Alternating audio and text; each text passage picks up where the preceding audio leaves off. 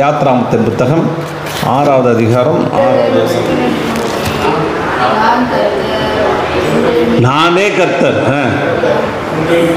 உங்கள் மேல் எகிப்தில் சுமத்தின சுமைகளை நீக்கி நான் உங்களை விடுவித்து உங்களை அவர்கள் அடிமைத்தனத்திற்கு நீங்களாக்கி ஓங்கிய கையினாலும் மகா தண்டையினாலும் உங்களை மீட்டு, அடுத்தது, உங்களை எனக்கு ஜனங்களாக சேர்த்து கொண்டு உங்களுக்கு தேவனாயிருப்பேன். உங்கள் மேல் எகிப்தியர் சுமத்தின சுமைகளை நீக்கி உங்களை விடுவிக்கிற உங்கள் தேவனாகிய கர்த்தர் நான் என்று அறிவீர்கள். இந்த இடத்துல ஒரு வசனம், நல்ல ஒரு வசனத்தை ஆண்டவர் கொடுத்துருக்கிறாரு. அவர் என்ன சொல்ல வர்றாரு?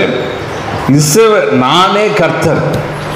என்னது சொல்லுங்க பார்க்கலாம். நானே, நீங்களும் சொல்லுங்க, நானே கர்த்தர். அப்படின்னா அதான் நான் ஒருத்தர் தான் கர்த்தர்.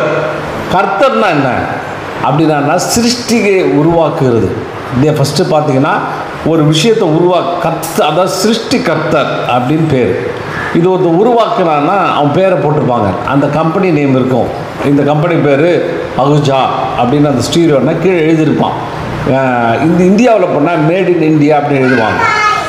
அப்போது அதை மாதிரி கர்த்தர், அதை கர்த்தா, அதாவது கர்த்தான்னா சிருஷ்டிகர்த்தா, அதை உருவாக்கினவர், அதை படைத்தவர், அதை ஏற்படுத்தினவர், அதை செஞ்சவர் பேர். அவர் பேர் என்னது? கர்த்தர். கர்த்தர்னா அவங்கள்ட்ட சொன்ன பாருங்க, கர்த்தர்னா உருவாக்கினவர். சொல்லுங்க, கர்த்தர்னா சிருஷ்டிகர்த்தா. கர்த்தர் அப்படின்னா உருவாக்கினவர். இந்த உலகத்தை பார்த்தீங்கன்னா அவர் உருவாக்கின தேவன்.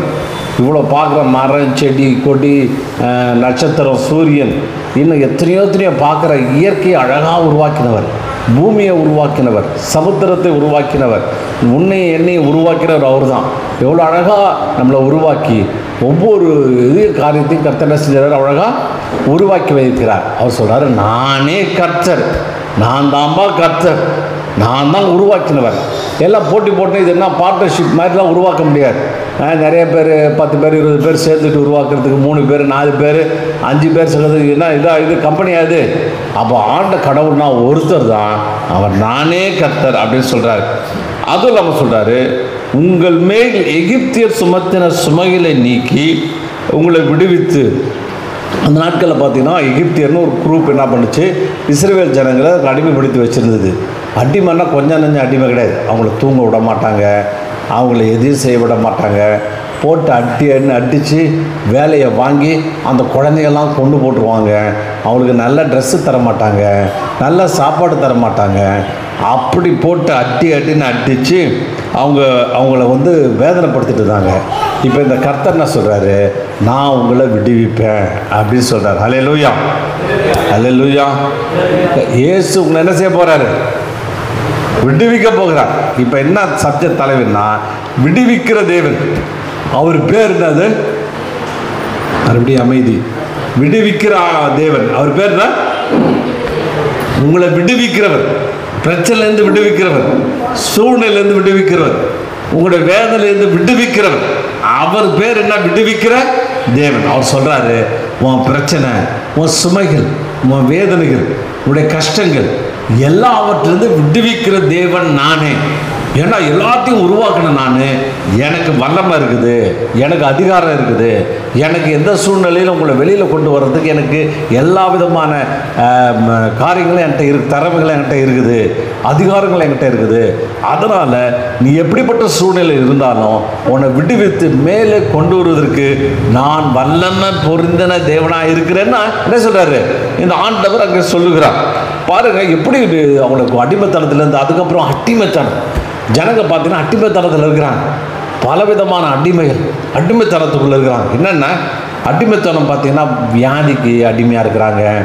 அதுக்கப்புறம் பார்த்தீங்கன்னா பல விதமான குடி பழக்கத்துக்கு அடிமையாக இருக்கிறாங்க, சிகரெட் பழக்கத்துக்கு அடிமையாக இருக்கிறாங்க, மற்ற பார்த்திங்கன்னா புகையில, இன்னும் கெட்ட பழக்க வழக்கங்கள் எல்லாவற்றுக்கும் அடிமைத்தனத்தில் இருக்கிறாங்க. அடிமைத்தனத்தில் போதைக்கு நிறைய பேர் அடிமைத்தனத்தில் இருக்காங்க. எங்கள் கம்பெனியில் ஒரு அம்மா அழுதாங்க, என் பையனுக்கு எப்படியாவது ஒரு இது வேலை போட்டு கொடுங்க, அவனுக்கு ஏதாவது நல்லா இருக்கட்டும் அப்படின்னு சொல்லி கொடுத்தாங்க. அவனை நான் வேலைக்கு சேர்த்தேன். அவன் ஒரு மயக்கத்திலே இருப்பான். என்ன பண்ணுறானே எனக்கு தெரியாது. நான் ஒரு நாள் அவனை ஏதோ பை வச்சுருந்தான். அந்த பையில் என்னடா வச்சுருக்கேன் அப்படின்னு தேடி பார்த்தா இந்த ஒயிட்னரில் இந்த இதுக்கு ஒயிட்னர் தெரியுமா, அந்த ஒயிட்னர் நிறைய பாட்டில் வச்சுருந்தான். ஏடா ஒயிட்னர் எதுடா வச்சுருக்கேன்.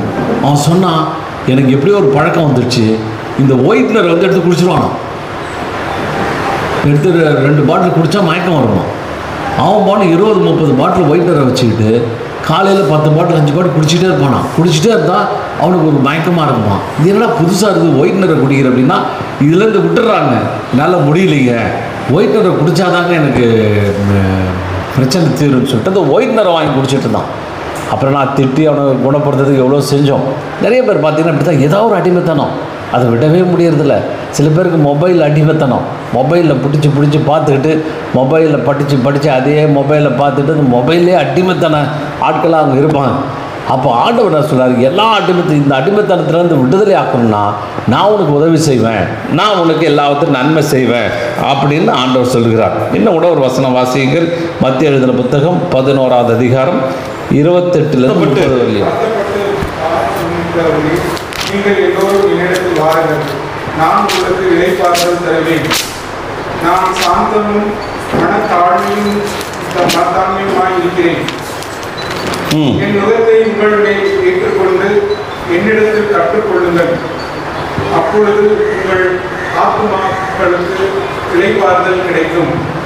என் நுகம் மெதுவாயும் என் சுமை இலகுவாகவும் சொல்றாரு. ஏசு சொல்ற, வருத்தப்பட்டு பாரம் சுமக்கிறவர்களே நீங்க எல்லாம் என்னிடத்தில் என்ன செய்யுங்க, வாருங்கள். அல்லேலூயா. வருத்தப்பட்டு பாரம் சுமக்கிறவர்களே நீங்க என்ன செய்யுங்க, என்கிட்ட வாங்கன்றார். அல்லேலூயா.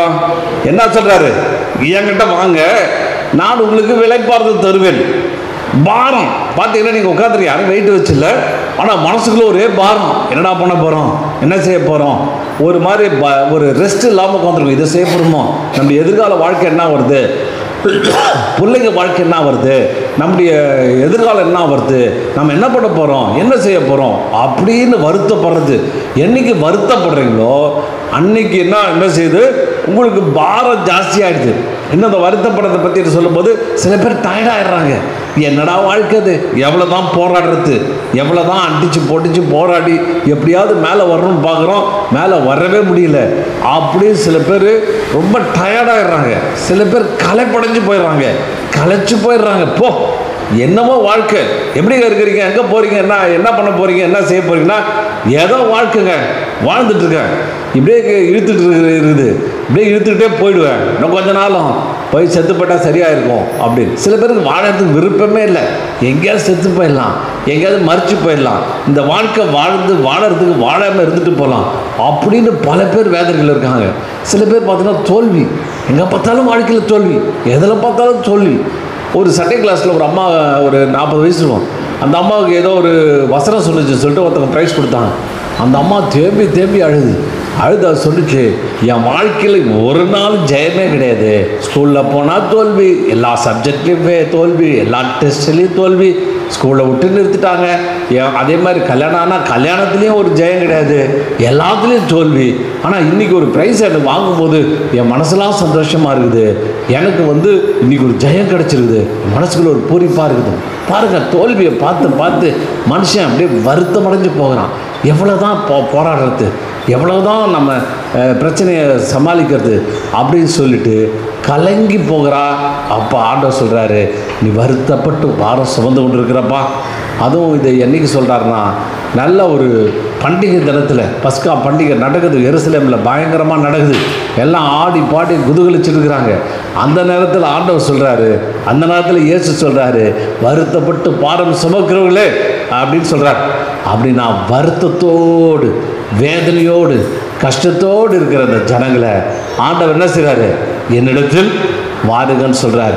அப்போ நீங்கள் நேற்றுலாம் உங்களுக்கு சொல்லி கூப்பிட்டு வந்தோம், பாதி பேர் வரல, ஆனாலும் பரவாயில்ல, நீங்கள் அடுத்த வாரம் வந்துடுவான்னு சொல்கிறாங்க. அப்போ நீங்கள் வருத்தத்தோடு வந்திருக்கிறீங்க, நான் சந்தோஷமாக வரீங்க. எவ்வளோ வருத்தம் வாழ்க்கையில், எவ்வளோ பிரச்சனை, எவ்வளோ சூழ்நிலைகள், அந்த வருத்தத்தோடு நீங்கள் வர்றத அதுவும் ஆண்டவர் சமூகத்தில் வரும்போது ஆண்டவர் சொல்கிறாரு, நான் உங்களுக்கு இளைப்பாறுதல் தருவேன். ஹல்லேலூயா. இளைப்பாறுதலாம் என்னன்னா ரெஸ்ட்டு. இளைப்பாறுதலாம் என்னன்னா மைண்டு ஃப்ரீயாக இருக்கிறது. இளைப்பாறுதல்னா ஒரு சமாதானமாக இருக்கிறது. இளைப்பாறுதல்னா எந்த குழப்பம் இல்லாமல் இருக்கிறது தான் இளைப்பாறுதல். அப்போ என்கிட்ட வாங்க, நான் உங்களுக்கு என்ன செய்ய போகிறேன்? இளைப்பாறுதலை தருவேன். இளைப்பாறுதலை அப்படின்னு ஆண்டவர் சொல்றார். அப்ப இளைப்பாறுதலை தேவன் நமக்கு என்ன செய்றாரு? அவர் கட்டளை இடுகிறார். அப்போ இளைப்பாறுதல் பாருங்க, எத்தனையோ பேர் வியாதியோட வருத்தத்தோடு இயேசுகிட்ட வராங்க. இயேசு அவளுக்காக ஜெபிக்கிறார்.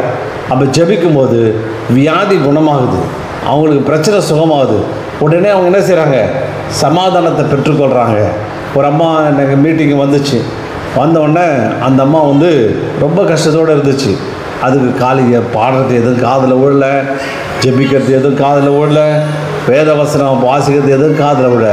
கவலை கவலை கவலை கவலைப்பட்டு பட்டு பட்டு பட்டு வாழ்க்கையே வீணாச்சு. அப்போ ஆண்டவருடைய வார்த்தை அங்கே ஒரு டச் ஆச்சு. திடீர்னு ஒரு வல்லமை உள்ளே வந்த மாதிரி இருந்துச்சு. அந்த அம்மாவுக்கு பரிபூரண விடுதலை என்ன செஞ்சிச்சு? அந்த அம்மா பெற்றுக்கொண்டுச்சு. அப்போ இயேசு சொல்கிறாரு, வருத்தப்பட்டு சுமக்கிற என்னிடத்தில் வாருங்கள். அவர் சொல்கிறார், சாலிடா சொல்கிறார், என்கிட்ட வா, உங்களுக்கு நான் இளைப்பாறுதல் தருவேன். எங்கே போனாலும் உங்களுக்கு பிரச்சனை தான். ஆனால் இயேசு உங்களுக்கு என்ன செய்கிறாரு? இலவசமாக, ஃப்ரீயாக, விடுதலையா இந்த இயேசு உங்களுக்கு இளைப்பாறுதலை தருகிறார். கரங்களை தட்டி கர்த்தருக்கு நன்றி செலுத்துவோம். நீங்கள் கையை தட்டும் போதே இளைப்பாறுதல் கிடைச்சிடும். உங்களுக்கு கையை தட்டும் போதே உங்களுக்கு சுகமும் பலனும் கிடைச்சிடும். சரி, அந்த வசனத்தை தொடர்ந்து வாசிக்கும் போது என் நுகம், அவர் என்ன சொல்றாரு? அந்த வசனத்தை வாசிக்க, நீங்கள் எல்லோரும் என்னிடத்தில் வாருங்கள், நான் இளைப்பாறுதல் தருவேன் அப்படின்னு சொல்லிட்டு, நான் சாந்தமும் மனத்தாழ்மையுமா இருக்கிறேன். என் நுகத்தை உங்கள் மேல் ஏற்றுக்கொண்டு என்னிடத்தில் கற்றுக்கொள்ளுங்கள், அப்பொழுது உங்கள் ஆத்துமாக்களுக்கு இளைப்பாறுதல் கிடைக்கும். அவர் என்ன சொல்றாரு? நான் சாந்தமும் மனத்தாழ்மையுமா இருக்கிறேன். எப்படி இருக்காரு இயேசு? எப்படி இருக்காரு? பல்லகில் கடிச்சிட்டு கத்தி வச்சிடல, பயங்கரமாக டாய்னு முன்ன கொடுக்கல, அதை கொடுக்கல, இதை கொடுக்கல, வெட்டி சாய்ச்சிரும் ஈச்சிரும்னு அவர்லாம் சொல்லலை. அவர் பார்த்துட்டு ரொம்ப மனத்தாழ்மை. எப்படி இருக்காரு? மனத்தாழ்மையும் சாந்தமாக இருக்கிறார். ஏசு மூஞ்ச பார்த்துருக்கீங்களா? ஃபோட்டோவில் எவ்வளோ சாந்தமாக இருக்கிறார், எவ்வளோ அமைதியாக இருக்கார். ஸோ நான் சாந்தமன்ற தெய்வன். சாந்தம்னா என்னென்னா, உங்கள் பிரச்சனையை பார்த்து நீ பண்ணுற அயோக்கியத்தனத்தெல்லாம் பார்த்துட்டு சாந்தமாக இருக்கிறவர், சாந்தமாக இருக்கிறவர். ரெண்டாவது மனத்தாழ்மை. மனத்தாழ்மைனா உங்ககிட்ட இறங்கி உங்களுக்கு பல காரியங்களை அவர் சொல்லி தருகிறார். பாருங்கள், அந்த எல்லோரும் பார்த்தீங்கன்னா குரு தான் சீஷருடைய காலில் சீஷர்கள் தான் குருவுடைய காலை கழுவாங்க. ஆனால் இயேசு என்ன பண்ணுறாரு? ஒரு முறை சீஷர் காலை கழுவுறார். மனத்தாழ்மை, ரொம்ப தாழ்மை. நம்ம லெவலுக்கு அவர் இறங்கி, அப்படின்னா என்ன அர்த்தம்னா, நம்ம லெவலுக்கு அவர் இறங்கி வந்துடுறார். நம்ம இடத்துக்கு அவர் வந்துடுறார். நம்ம குடிசைக்கு அவர் வந்துடுறாரு. நம்ம இருக்கிற இடத்துக்கு நம்ம வந்துடுறாரு. நம்ம எங்கே இருக்கிற மோசமான நிலைமையில் பாவத்தில் இருந்தாலும் இந்த இயேசு இறங்கி வர அவ்வளவு மனத்தாழ்மையும் அவ்வளவு சாந்த குணமுள்ள தேவனாக இருக்கிறார். ரொம்ப அமைதி. சாந்த குணம்னா என்னென்னா, சாதாரண நம்ம பசங்களுக்கு சொல்லிக் கொடுப்போம், 2 வாட்டி 3 வாட்டி சொல்லிக் கொடுப்போம். மண்டையில் ஏறலன்னு வச்சுக்கோங்க, கோவம் வந்துடும். போட்டு 2 தட்டு தட்டி உதச்சி என்ன அது மறுபடியும் சொல்லி தருவோம். அந்த வசனங்களை வாசிக்கும் போது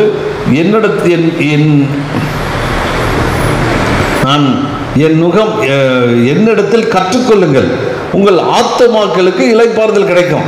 அல்லேலூயா. எப்படி இளைப்பாறுதல் கிடைக்கும் அப்படின்னா, முதல்ல அவர்கிட்ட வரணும். ரெண்டாவது அவர்கிட்ட என்ன செய்யணும்? கற்றுக்கணும். என்னிடத்தில் செய்யுங்க, கற்றுக்கொள்ளுங்கள். என் நுகத்தை ஏற்றுக்கொண்டு என்னிடத்தில் கற்றுக்கொள்ளுங்கன்றார். நான் உங்களுக்கு நிறைய விஷயங்களை கற்றுத்தர போகிறேன். நீங்கள் இவ்வளோ நாள் தெரியாமல் இருக்கிறீங்க. உங்கள் வாழ்க்கை நிலைமையை நான் உங்களுக்கு கற்றுத்தர போகிறேன். நீங்கள் எப்படி வாழணும்னு உங்களுக்கு கற்றுத்தர போகிறேன். எப்படி சூழ்நிலையை சுமக்கணும், இது பண்ணணும்னு சொல்லிட்டு உங்களுக்கு நான் கற்றுத்தர போகிறேன். ஆனால் கற்றுத்தரத்தை நிறைய பார்த்தீங்கன்னா வாத்தியாருங்க போட்டு அடிப்பாங்க. வெளியில் போய் முட்டி போடு அடிப்பாங்க. ஸ்கூல்லலாம் போயிருக்க நிறைய பசங்க இந்த அடி உதைக்கு பயந்துக்கிட்டு ஸ்கூலுக்கு போக மாட்டாங்க. அடி இங்கே போடு, வெளியில் போய் முட்டியை போடு, அங்கே போடு, அதை போடு, இங்கே நிற்காத, அங்கே நிற்காத அப்படின்னு சொல்லிட்டு போட்டு அடிப்பாங்க. நாங்கள் படிக்கிற ஸ்கூல்லாம் அப்படியே மண்ணை போட்டு மண்ணில் முட்டி போட விட்டுருவாங்க. ஏன்னா அவ்வளோ சொல்லிக் கொடுக்குறதுல அவ்வளோ விகரஸாக இருப்பாங்க. 3 வாட்டி 4 வாட்டி தான் சொல்லித் தருவாங்க. அதுக்கப்புறம் என்னது உத தான். ஆனால் இயேசு சொல்கிறாரு அப்படி ஒரு நாளும் அடிக்கவே மாட்டார். ஹல்லேலூயா. உனக்கு 100 வாட்டி தப்பு பண்ணாலும் 101வது அடி கற்றுத் தருவார். 200 வாட்டி தப்பு பண்ணாலும் உனக்கு கற்றுத் தருவார். வாழ்க்கை முடிச்ச 40 வருஷம். இப்போ ஸ்கூலில் பார்த்தீங்கன்னா 4 வருஷத்துக்கு 3 வருஷத்துக்கு எத்தனை வருஷம் ஃபெயில் ஆகலாம்? ஸ்கூலில் எத்தனை வருஷம் ஃபெயில் ஆகலாம்? 3 வருஷம் ஃபெயில் ஆகலாமா? 4 வருஷம் ஃபெயில் ஆனால் துரத்திடுவாங்களா ஸ்கூலை விட்டு? அப்படிதானே? எப்படி தானம்மா? ஒரு வருஷம் மாதிரி தத்துருவாங்களா? 1 வருஷம் ஃபெயில் ஆனால் அவ்வளோதான், அதுக்கப்புறம் ஸ்கூலுக்கு வரக்கூடாது. 2வது வருஷம் ஃபெயில் ஆனால் அவங்க ஸ்கூலுக்கு வரக்கூடாது. ஆனால் ஏசப்பா அப்படி கிடையாது. நீங்கள் எத்தனை வாட்டி 40 வருஷம் ஒரே கிளாஸில் உட்காந்தாலும் அவர் சொல்லி தருவார். அது திரும்ப அதுதான் சாந்தமும் மனத்தாழ்மையும். நான் உனக்கு திரும்ப கற்றுத்தரேன்ப்பா, திரும்ப சொல்லித்தரேன்ப்பா அப்படியே அவர் சொல்கிறார். அவ்வளோ நல்ல தேவன் அவர், அவ்வளோ அருமையான தேவன். உங்களுக்கு அதை செய்யலை எதை சொன்னால் அடிக்கிற உதைக்கிற குத்துற தேவன் நம்முடைய தேவனில். அதான் இயேசு சொல்கிறாரு, நான் மனத்தாழ்மையாக இருக்கிறேன், சாந்தமாக இருக்கிறேன், சாந்தமாக உனக்கு சொல்லித் தருவேன், இன்னும் காரியங்களை உனக்கு நல்லது செய்வேன் அப்படின்னு சொல்லி இந்த ஆண்டவர் எல்லாவற்றையும் உங்களுக்கு வாழ்க்கையில் கற்றுத்தருகிறார். எப்படி வாழணும்னு கற்றுத்தரார், எப்படி பிரச்சனையிலேருந்து வெளியே வரணும்னு கற்றுத்தரார், எப்படி சூழ்நிலையில் எப்படி சமாளிக்கணும்னு கற்றுத்தரார், எப்படிப்பட்ட போராட்டங்களை ஜெயிக்கணும்னு கற்றுத்தரார். இப்படி எல்லா விதத்திலும் இது தேவன் கற்றுத்தருகிறார். நிறைய நமக்கு சில பேர் பாரம் எப்படிலாம் வரும் அப்படின்னு பார்த்தோன்னா, புருஷ மனைவிகளும் பாரம் வந்துடும். என்ன இந்த ஆள் எதையுமே கற்றுக்க மாட்டாப்புல, எதையுமே சரியாக நமக்கு உதவி செய்ய மாட்டாப்புல, எப்படி வாழ்க்கை நடத்துறதுன்னு நானே மனைவி மாறதுக்கு ஒரு இது வந்துடும். அதுமாதிரி உடம்பு சரியில்லைன்னா, புருஷன் கவனிக்கலைன்னா பெரிய பாரம் வந்துடும். எப்படி வாழ்வோம்? நம்பி வந்துட்டோமே, நம்ம வாழ்க்கை என்ன ஆகுது? ஒரு அம்மா எனக்கு ஃபோன் பண்ணிச்சு. அந்த அம்மா சொன்னிச்சு, அவங்க புருஷனை பற்றி பயங்கர குறை சொன்னிச்சு. சொல்லிவிட்டு நான் நேற்று நைட்லேருந்து அழுதுட்டுருக்கேன் அப்படின்னு. ஏன் அழுகுறீங்க அப்படின்னு கேட்டேன். இதே மாதிரி என்னுடைய கால் பயங்கர வலி, நைட்டெல்லாம் துடிக்கிறேன்.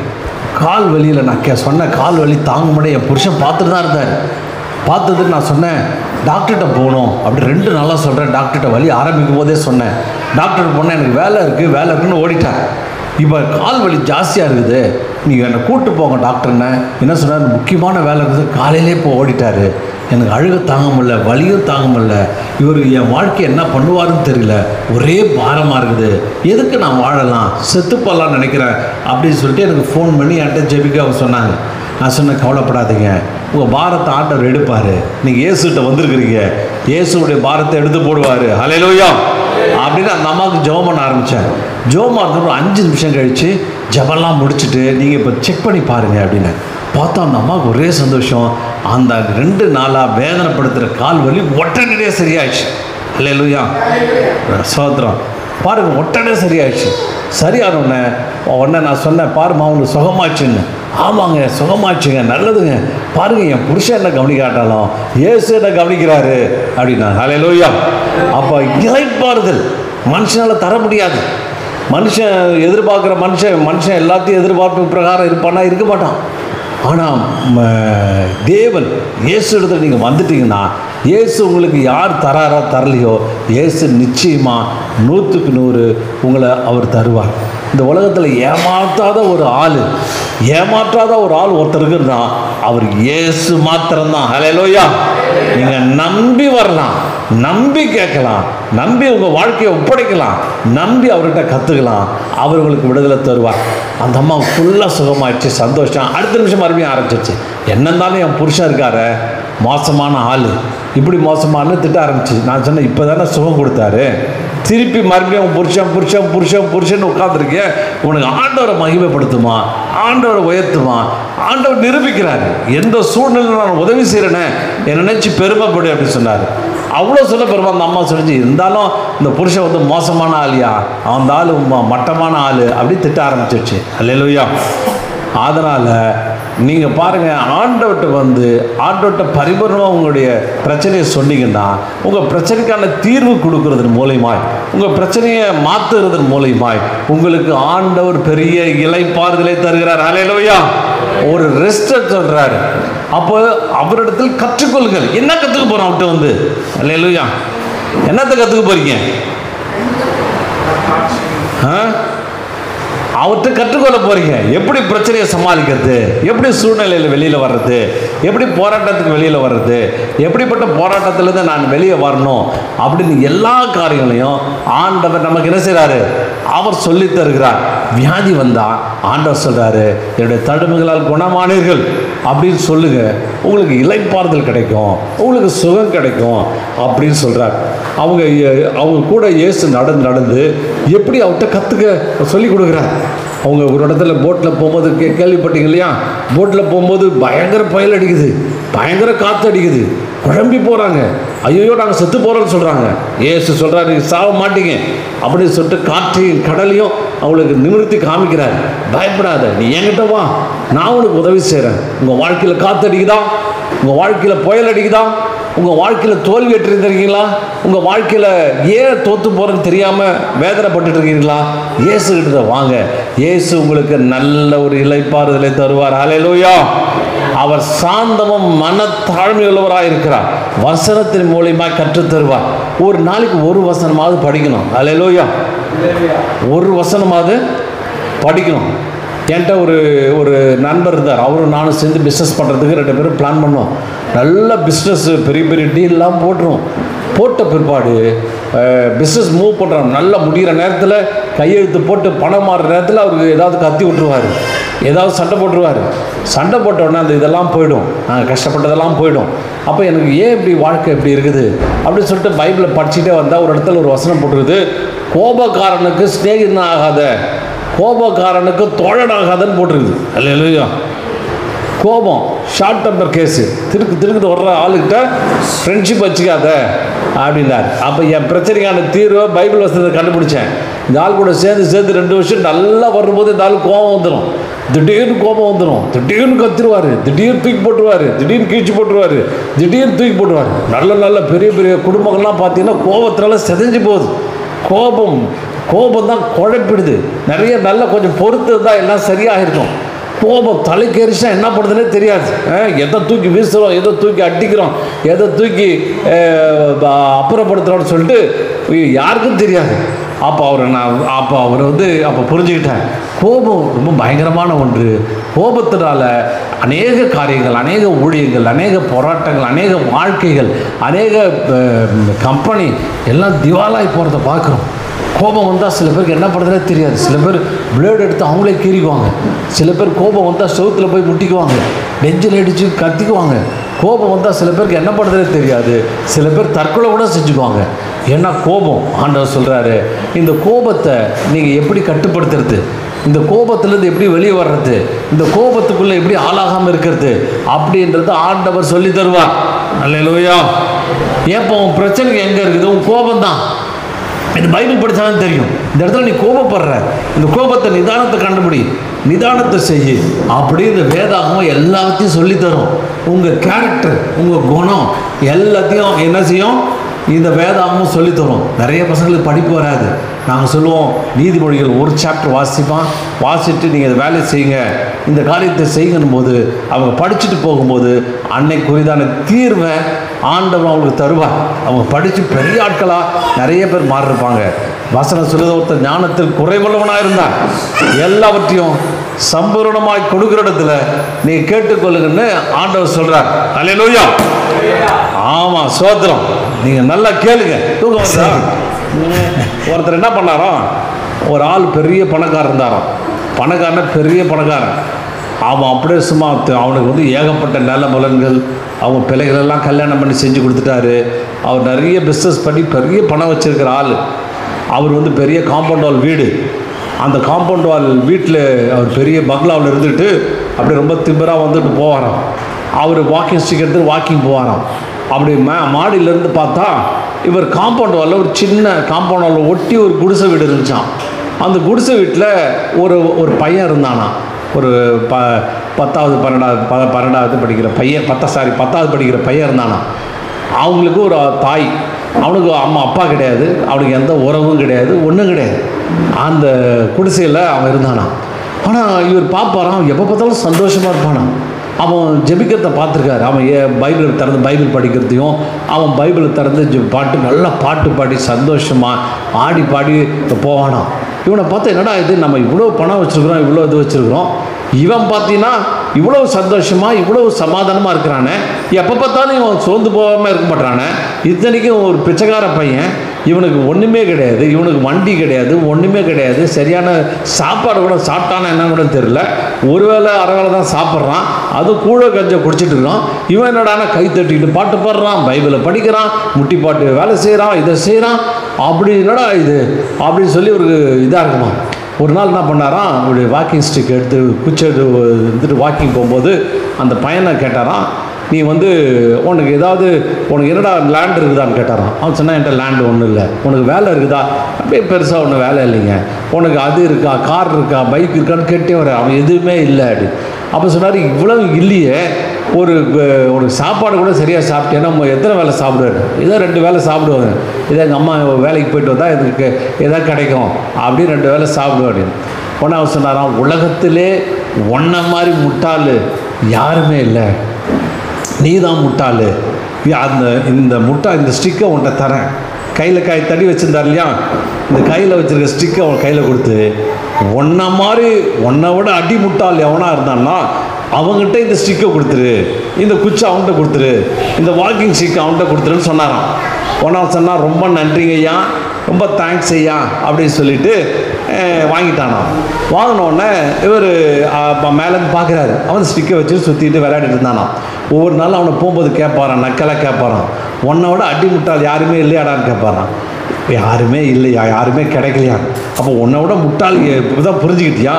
உன்னை விட அடி முட்டாள் இந்த உலகத்திலே இல்லை, நல்லா புரிஞ்சுக்கிட்டியா அப்படின்னு. ஆமாயா புரிஞ்சுக்கிட்டேன், அடி முட்டாளை தேடிட்டு இருக்கியா, ஒரு நாள் கிடைப்பான், நான் கொடுப்பேன் அப்படின்னாரான். இப்படி சுற்றிட்டு இருக்கும்போது இந்த ஆளுக்கு ஒரு நாள் வந்து உடம்பு சரியில்லாமல், அந்த பெரியவருக்கு உடம்பு சரியில்லாமல் படுத்துட்டார். படுத்து ரொம்ப எழுந்திருக்க முடியாமல் இருந்தாராம். உடனே இந்த பையன் அவரை பார்க்க வந்தானாம். பார்க்க வந்த உடனே அவன் கேட்டானா, ஐயா எப்படி இருக்கேன்னு. இல்லைடா உடம்பெல்லாம் வலிக்குது அப்படின்னு. ஐயா உங்கள் பாவெல்லாம் மன்னிக்கப்பட்டுச்சு, உங்களுக்கு ஏதாவது நம்பிக்கிறேன்? இல்லைடா பாவெல்லாம் நான் செஞ்சுட்டேன், அது எப்படிடா மன்னிப்பு கிடைக்கும்? ஐயா நீங்கள் ரட்சிக்கப்பட்டிருக்கீங்களான்னு கேட்டானா. எனக்கு ரட்சிப்பேனா என்னன்னே தெரியாது. ஐயா நீங்கள் பரலோகம் போவீங்களான்னு கேட்டானா. அப்படி ஒன்று இருக்குதா என்னன்னு தெரில, எனக்கு ஒன்றுமே தெரிலடா அப்படின்னாராம். அப்போ இயேசுவை பற்றி தெரியுமான்னாராம். அதுவும் தெரியாது. நான் அப்போ சொன்னானா, என்னை விட அடி முட்டாள் நீங்கள் தான். இவ்வளோ இருந்தோம், இயேசு கொடுக்குற அந்த ரட்சிப்பையும், இயேசு கொடுக்குற பாவ மன்னிப்பையும், இயேசு உங்களை பரலோகத்துக்கு எடுத்துகிட்டு போகிற எந்த விஷயமும் தெரியாமல் இப்படி இருக்கீங்களே, இந்த குச்சி உங்கள்கிட்ட தான் இருக்கணும், இந்த ஸ்டிக்கு உங்கள்கிட்ட தான் இருக்கணும் அவர் கையில் கொடுத்துட்டானோ. இல்லை இல்லையா சோத்ரம். அந்த மாதிரி நீங்கள் வந்து ஆண்டவர் இன்னைக்கு தேடி வந்திருக்கிறீங்க. ஆண்டவர்கிட்ட என்ன செஞ்சுக்கணும்? கற்றுக்கொள்ளணும். அப்படியே மேலே கிராஸை பார்த்துட்டு அப்படியே உட்காந்து அப்படியே கண்ணை மூடிட்டு உருண்டு பிறண்டு போகிறதில்ல. அவர் என்ன சொல்கிறான்னு கேட்கணும். உங்கள் வியாதிக்கு என்ன பைபிள் சொல்கிறதுன்னு கேட்கணும். உங்கள் பிரச்சனைக்கு வேதாகம் என்ன சொல்கிறதுன்னு கேட்கணும். கொஞ்சமாவது பைபிள் படித்தாதான் நீங்கள் கற்றுக்க முடியும் இல்லையா? நீங்கள் கொஞ்சம் படிங்க, உங்களுக்கு வேண்டிய வசனங்களை அது உங்களுக்கு நல்லது தரும். ஒரு அம்மா என்கிட்ட சொன்னாங்க, அவங்க வந்து டீச்சர் அம்மா. அந்த டீச்சர் அம்மாவை வாழ்க்கையில் பயங்கர பிரச்சனை, பயங்கர போராட்டம்னா இன்றைக்கி சூசைட் பண்ணி செத்துணுன்னு முடிவு பண்ணிட்டாங்க. எப்போ இவங்கெல்லாம் தூங்குவாங்க, தூங்கின பிற்பாடு நான் சூசைட் பண்ணிக்கணும் அப்படின்னு சொல்லிட்டு உட்காந்துருக்கும் போது அவங்களுக்கு எப்போ பார்த்தாலும் புக்கு படிக்கிற பழக்கம். அவங்க பார்த்தாங்க, ஏதாவது புக்கு படித்து டைம் பாஸ் பண்ணுமே அப்படின்னு அல்மேரில் பார்த்தா எல்லா புக்கும் படித்த புக்காக இருக்குது. அதில் ஒரு புக்கு சுருண்டு போய் தூரத்தில் கிடக்குது, சிவப்பு கலரில் ஒரு புக்கு. அப்போ தான் அந்த அம்மாவுக்கு ஞாபகம் வந்தது, யாரோ ஒருத்தங்க அன்பளிப்பாக பைபிள் கொடுத்தாங்க. இந்த பைபிளை எவன் படிப்பான்? இந்த பைபிளை வந்து இது படிக்கிறதுக்கு நான் என்ன, இந்த பைபிளை படிக்கிறதுக்கு எனக்கு தேவையாது, எனக்கு எவ்வளோ புத்தகங்கள் இருக்குது, இந்த புக்கையாக நான் படிக்கணும் அப்படின்னு தூக்கி அடித்தோன்னா அது அப்படியே சுருண்டு போய் அல்மேரா ஓரத்தில் அப்படியே கசங்கி போய் கடந்துச்சான். இந்த அம்மா யோசிச்சாங்களா, எல்லா புக்கும் படிச்சிட்டோம், சரி நேரம் தானே போவோம், கொஞ்சம் நேரம் இந்த பைபிளை படிப்போம், நம்ம தானே சாவ தானே போகிறோம், என்ன தான் அந்த பைபிள் போட்டு படித்ததே கிடையாது, திருப்பி கொடுத்து அப்படி ரொம்ப நாளாக கிடக்குது, எடுத்து தான் படிப்போன்னு வாங்கி அதை படிக்க ஆரம்பித்தா ஆண்டவர் அருமையான வசனங்கள், நான் உன் கூட இருக்கிறேன், பயப்படாதே, திகையாது, உன் கூட இருப்பேன், உனக்கு உதவி செய்ய சொல்லும்போது யாரோ பக்கத்தில் இருக்கிற மாதிரியே இருக்குதான். யாரோ தொடர மாதிரியே இருக்குதான். இந்த அம்மாவுக்கு ஒரே ஆச்சரியம், என்னடா இது புதுசாக இருக்குது, ஒவ்வொரு வார்த்தைகளும் உயிருள்ள வார்த்தைகளாக இருக்குது, யாரோ ஒருத்தர் என் பக்கத்தில் இருந்து காதில் சொல்கிற மாதிரியே இருக்குது அப்படின்னு சொல்லிட்டு இந்த அம்மாவுக்கு உடம்பெல்லாம் சிலிர்க்க ஆரம்பிச்சோன்னா இவங்க படிக்க ஆரம்பித்து 11 மணிக்கு அவங்க தற்கொலை பண்ணணும்னு முடிவு எடுத்ததை மறந்தே போட்டிருக்காங்க. மணி 12 ஆச்சு, 1 ஆச்சு, 2 ஆச்சு, 3 மணிக்கு தான். இப்படி எதுக்கோ டைம் பார்த்தா 3 மணி. தற்கொலை பண்ணிக்கணும் எண்ணமே இல்லை, தற்கொலை செஞ்சுக்கணும் அதே போயிடுச்சு. வாழ்ந்து காமிக்கலாம், என் கூட இயேசு இருக்காரு, அவர் எனக்கு உதவி செய்வார், அவருடைய பலத்தினால நான் தாண்டுவேன், எதோ நான் செய்வேன் அப்படின்ற ஒரு பெரிய தைரியம், ஒரு திடம் அவருக்குள்ளே வந்துச்சான். வந்த உடனே பிற்பாடு அந்த அம்மா அப்படியே படுத்து தூங்கிட்டு சந்தோஷமாக வந்து அடுத்த நாள் சபையை தேடி கண்டுபிடிச்சி அங்கே அந்த அம்மா தான் எனக்கு இந்த சாட்சியை சொன்னாங்க. சொல்லும்போது ஆச்சரியப்பட்டு சொன்னாங்க. அதே மாதிரி இந்த வேத வசனம் உங்களுக்கு கற்றுத்தரும். அல்லேலூயா. இந்த பைபிள் வசனத்தை படிங்க, 2 வசனம் படிங்க. அன்னைக்கேற்ற வசனத்தை கொடுப்பார், அன்னைக்கேற்ற காரியத்தை அவர் செய்வார். உங்களுக்கு வேண்டிய ஆலோசனை அவர் கொடுப்பார். இப்படி போகாதம்மா, இப்படி போமா, இந்த ஆளை விட்டு இந்த ஆளுக்கிட்ட போகாத, இந்த ஆள்கிட்ட பழகாத, இவர் உனக்கு சரியில்லை, இவன் பராம இருக்குது, இவன் கூட நடக்காத, வா இந்த பக்கம் வா அப்படின்னு ஆண்டவர் வேதாகமத்தில் சொல்லி தருவார். அல்லேலூயா. இந்த புக்கை நீங்கள் படிக்க கற்றுட்டீங்கன்னா கொஞ்சம் ஒரு நாளைக்கு ஒரு சாப்டராவது ஆரம்பித்து நீங்கள் படிக்கணும். நான் கிட்டத்தட்ட ஒரு நாளைக்கு 1 மணி நேரம் படிக்கிறேன். புதுசாக சொல்லித்தரேன், புதுசாக கற்றுத்தரேன். இதை படிக்க நம்முடைய மனக்கவலெல்லாம் போயிடுது, பாரங்கள்லாம் போயிடுது. அவர் சொல்கிறாரு, என் நுகத்தை உங்கள் மேல் ஏற்றுக்கொண்டு. அப்படின்னா என்னன்னா, நுகம்னா என்ன? மாட்டு நுகம்னா என்னது? மாடு, 2 மாடு இருக்கும். ஒரு சாதாரணமாக என்ன செய்வாங்க, நல்ல பழகின மாடை வந்து பழகாத மாட்டுக்கிட்ட நுகத்தை கனெக்ட் பண்ணி விடுவாங்க. அந்த நுகத்தை கனெக்ட் பண்ணி விட்டுட்டாக்க, நுகத்தை கனெக்ட் பண்ணிட்டாக்க ஒரு மாடு உழுதுன்னு வச்சுங்க. ஒரு உழத்துக்கு எத்தனை மாடு தேவை? இப்போல்லாம் டிராக்டர் வந்துடுச்சு, 2 மாடு தேவை இல்லையா? ஒரு மாட்டில் இருக்கிற நுகத்தை இன்னொரு மாட்டுக்கு கட்டி விட்ருவாங்க.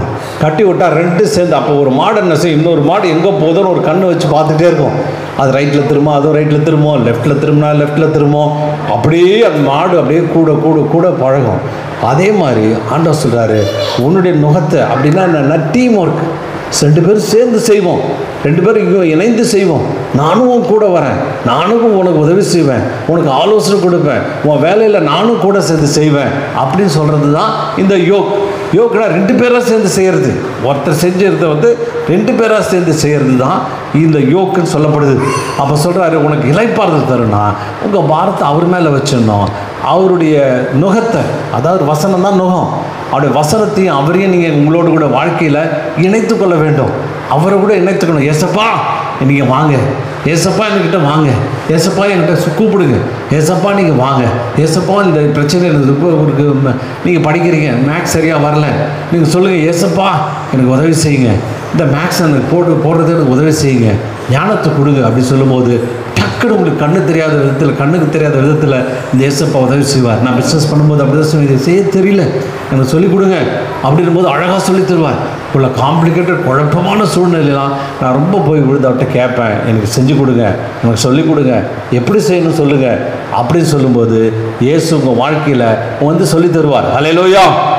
அப்போ என்னிடத்தில் கற்றுக்கொள்ளுங்கன்ற கற்றுக்கணும். வந்து நீங்கள் எதுக்கு வரீங்கன்னா, இந்த வசனத்தெல்லாம் சொல்லி உங்களுக்கு சொல்லி கொடுக்கும்போது நீங்கள் அதை கற்றுக்கொள்கிறீங்க, அதை அறிந்து கொள்ளுறீங்க. அப்புறம் நீங்களாக பைபிள் படிக்கும்போது ஆண்டவர் உங்கள் வாழ்க்கையில் என்ன செய்வார், நல்ல காரியங்களை செய்வார். அப்போ கற்றுக்கொள்ள உங்களுடைய பாரெல்லாம் போயிடும். பயந்துட்டு இருக்கிறீங்களா, உடனே ஆண்டவர் சொல்ல, பயப்படாத நான் கூட இருக்கேன் அப்படின்போது பயம்லாம் போயிடுச்சுன்னா உங்களுக்கு எல்லா காரியமும் போயிடும். எங்கள் அப்பா அம்மா கை விட்டுட்டாங்களேன்னு பயந்துட்டு இருப்பேன். வசனம் சொல்லுது, நம்ம அந்த சங்கீதத்தில் வாசிச்சோம் இல்லையா, தாயும் தகப்பனும் உன்னை கைவிட்டாலும் நான் என்ன செய்ய மாட்டேன், கைவிடவே மாட்டேன். பாரெல்லாம் போயிடும், சூழலெல்லாம் ஆண்டவர் மாற்றுவார். நான் எப்பயும் ஒரு பைபிள் வச்சுருப்பேன், எப்பயும் ஒரு பைபிளை கையில் வச்சுருப்பேன். நான் காலேஜ் படிக்கிற நாட்கள்லாம் டக்குன்னு எனக்கு பிரச்சனை வரும்போது உடனே பைபிளை திறந்து படிப்பேன். இப்போ மொபைலில் வந்துடுச்சு, அதனால் எப்போ பார்த்தாலும் பைபிள் படிச்சுட்டு பிரச்சனை வரும்போதெல்லாம் படிச்சுட்டு இருப்பேன். அப்போ ஆண்டவர் எனக்கு நல்ல சுகத்தையும் பலத்தையும் நமக்கு தருகிறார். அல்லேலூயா. உங்கள் எல்லா பிரச்சனைக்கும் தீர்வு இந்த இடத்துல இருக்குது. அவர் சொல்கிறாரு, வருத்தப்பட்டு பாரம் சுமக்கிறவங்களை என்ன செய்யுங்க, என்னிடத்தில் வாருங்கள். அப்புறம் என்ன செய்யுங்க, என்னிடத்தில் வாருங்கள், நான் உங்களுக்கு இளைப்பாறுதல் தருவேன். அதுவும் இல்லாமல் நான் சாந்தமோ மனத்தாழ்மையுள்ளவனாக இருக்கிறேன். அப்போ என்மேல் உங்கள் நுகத்தை ஏற்றுக்கொண்டு என்னிடத்தில் கற்றுக்கொள்ளுங்கள், உங்கள் ஆத்துமாக்களுக்கு இளைப்பாறுதலை தருவேன். உங்கள் ஆத்துமாவில் டீப்பாக ஆழத்தில் ஒரு அருமையான ரெஸ்ட்டை நீங்கள் பெற்றுக்கொள்வீங்க. ஆண்டவர் உதவி செய்வார். அந்த வசனத்தை போடு, எல்லாம் சேர்ந்து சொல்லுவோம். எல்லாம் சேர்ந்து வாசிக்குமா? முடிக்க போகிறேன். போடு. சொல்லுங்க. 1 2 3. வருத்தப்பட்டு பாரம் சுமக்கிறவர்களே, நீங்கள் எல்லாரும் என்னிடத்தில் வாருங்கள், நான் உங்களுக்கு இளைப்பாறுதல் தருவேன். நான் சாந்தமும் மனத்தாழ்மையுமாய் இருக்கிறேன். என் நுகத்தை உங்களுடைய ஏற்றுக்கொண்டு என்னிடத்தில் கற்றுக்கொள்ளுங்கள். அப்பொழுது உங்கள் ஆத்மாக்களுக்கு இளைப்பாறுதல் கிடைக்கும். என் முகம் மெதுவாயும் என் சுமை இலகுவாயும் இருக்கிறது என்றார். வெயிட்டத்துக்கு வச்சிட மாட்டேன். நான் இந்த இது அது என்னது அளவு இது குத்திக்குவாங்களே, குத்திட்டு என்ன தூக்கிட்டு போவாங்க, காமெடியா தேர் அப்படியே தேரை பிடிச்சி ஒரு ஆள் முன்னாடி முதுகில் முள்ளு மாட்டி இழுக்கிறான், ஒரு ஆள் தலைகீழ தொங்குறான், ஒரு ஆள் வெயிட்டு கழுத்து அந்த இது தேரை தூக்கிட்டு அந்த இது பல்லக்க தூக்கிட்டு போகும்போது கழுத்துலாம் அப்படி திரும்பிடுது. அப்படியே வழியில் அப்படியே பல்ல கடிச்சிக்கிட்டு போவாங்க. ஆனால் ஏசு அப்படிலாம் வைக்கவே மாட்டார். அல்லேலூயா. இலகுவாக இருக்கும், ரொம்ப எளிதாக இருக்கும். உங்களுக்கு வாயை குத்த மாட்டார், நாக்கை குத்த மாட்டார், உங்களுக்கு பழம் குத்தி விட மாட்டார், உங்களை போட்டு கீற மாட்டார், செருப்பு இல்லாமல் நடக்கலாம் சொல்ல மாட்டார், எதையுமே சொல்ல மாட்டார். நுகம் எளிதாக இருக்கும். ஒரு 5 கிலோ குச்சி கையில் எடுத்து கொடுத்தா எப்படி இருக்கும்? அவர் வார்த்தை தான் நுகம் இலகுவாயும் அது எப்படி இருக்கும், மெதுவாக இருக்கும். அல்லேலூயா. சோத்திரம் சோத்திரம் சோத்திரம். அப்போ ரொம்ப ஈஸியாக இருக்கும். உங்களுக்கு எளிதாக நடத்துவார். உங்களுக்கு பாரமான எந்த விஷயத்தையும் செய்ய சொல்ல மாட்டார். ரத்தத்தை வெட்டி எனக்கு காணிக்கையாக செலுத்து, கையை விரலை வெட்டிக்கோ, காதை வெட்டிக்கோ, நாக்கை வெட்டிக்கோ, இதை குத்திக்கோ அதை குத்திக்கோன்னு சொல்லவே மாட்டார். இலகுவாக இருக்கும், எளிதாக இருக்கும், ஈஸியாக இருக்கும். கிறிஸ்துவ வாழ்க்கை சந்தோஷமான ஒரு வாழ்க்கை, அது சமாதானம் நிறைந்த வாழ்க்கை, அவருடைய வார்த்தைகளை கேட்டு பூரிப்படைகிற வாழ்க்கை. அல்லேலூயா. எங்கள் தேவன் ரொம்ப அழகான வார்த்தைகளை சொல்லி உங்களை தேற்றுவாராக, ஆசீர்வதிப்பாராக.